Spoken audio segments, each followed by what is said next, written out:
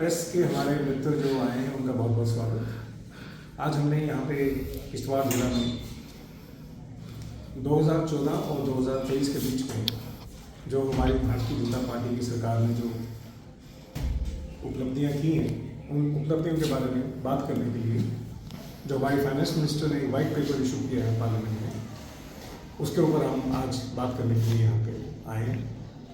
और इसमें हमारा जो है भारतीय जनता पार्टी का मानना बहुत साफ है कि हम लोग जो हैं वो एक जनता के लिए, लोगों के लिए, उनकी बहुत गहराई से जो उनकी रिक्वायरमेंट्स हैं उसके ऊपर हम समझते हैं, काम करते हैं। और काम करते हुए हमें जहाँ जहाँ भी लगता है कि इस देश को आगे बढ़ाने के लिए, इस देश को उठाने के लिए, इस देश को उस जगह पर ले जाने के लिए जहाँ पे हम फ्रजाइल 5 इकॉनमी से आज टॉप 5 इकॉनमी में पहुँच गए हैं और आगे हमको 3 इकॉनमी में टॉप 3 में पहुँचना है, उसके लिए जो कुछ ज़रूरी है वो हम करते हैं। और जहाँ तक रिक्वायरमेंट का सवाल है, ये आप मान के चलें कि भारतीय जनता पार्टी एक बहुत सेट पैटर्न पे इसके ऊपर वर्किंग करती है। रिक्वायरमेंट्स के बारे में उनका मानना बहुत क्लियर है कि रिक्वायरमेंट जो है उसको मीट करना चाहिए। उसको मीट करने के लिए हम उसको रिक्वायरमेंट्स को इम्प्लीमेंट करते हैं, इम्प्लीमेंट करके हम उस रिक्वायरमेंट्स को मॉनिटर करते हैं। अब रिक्वायरमेंट किसी किस्म की भी है, जैसे किसी को अनाज की रिक्वायरमेंट है तो किसी को घर की रिक्वायरमेंट है, किसी को घर की है तो किसी को शौचालय की रिक्वायरमेंट है, किसी को शौचालय की अगर रिक्वायरमेंट है तो किसी और को भी बहुत किस्म की रिक्वायरमेंट्स हैं। बच्चों को पढ़ाई की रिक्वायरमेंट है, मेडिकल कॉलेज की रिक्वायरमेंट है, कॉलेज की रिक्वायरमेंट है।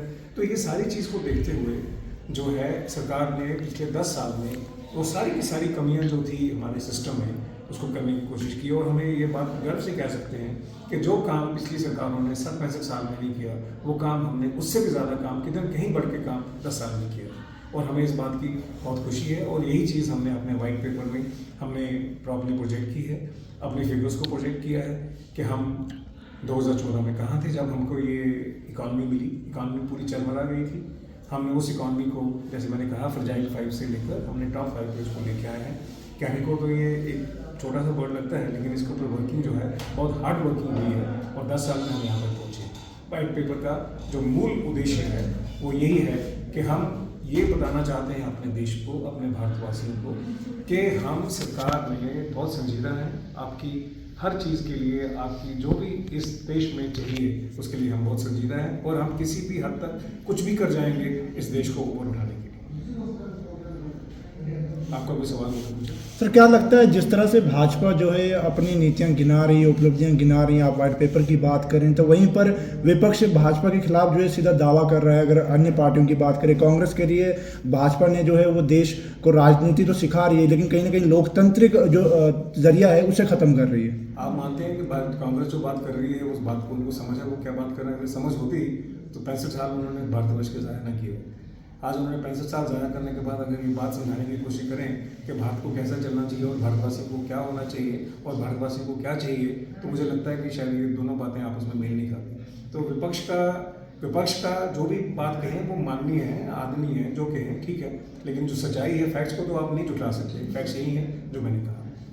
जब इलेक्शन की बात करें, असेंबली इलेक्शन की, 2014 में last assembly election Jammu Kashmir में हुए, आज 2024 से यानी कि पूरा एक दशक जम्मू कश्मीर के लोग इलेक्शन से वंचित हैं, तो इसमें भारतीय जनता पार्टी का क्या स्टैंड है? नहीं, एक दशक से वंचित नहीं है। 2014 में जब हुआ तो वो सरकार चली जितने साल चलनी थी, तो इसका मतलब ये हुआ कि सरकार जो है कुछ पिछले 5 साल से नहीं है। लेकिन देखिए, आपके सामने ही परिस्थितियाँ हैं, आपके सामने सिचुएशन है, आपके सामने ही जो हुआ 370 का जो हुआ, 35A का हुआ, और जो भी इस स्टेट की अपनी परिस्थितियाँ उसको देखते हुए चीज़ों को शायद उस टाइम ठीक नहीं था, लेकिन अब आस्ता आस्ता चीज़ें ठीक हो रही हैं। इसके बीच में पार्लियामेंट्री इलेक्शन हुआ, उसके लिए सिचुएशन जम्मू कश्मीर में ठीक थी। पार्लियामेंट इलेक्शन, देखिए, पार्लियामेंट इलेक्शन जब होती है उसका एक बड़ा डिफरेंट सा नैरेटिव होता है और स्टेट असेंबली इलेक्शन का एक डिफरेंट नैरेटिव होता है। लेकिन सर, तो बताया ये जा रहा है कि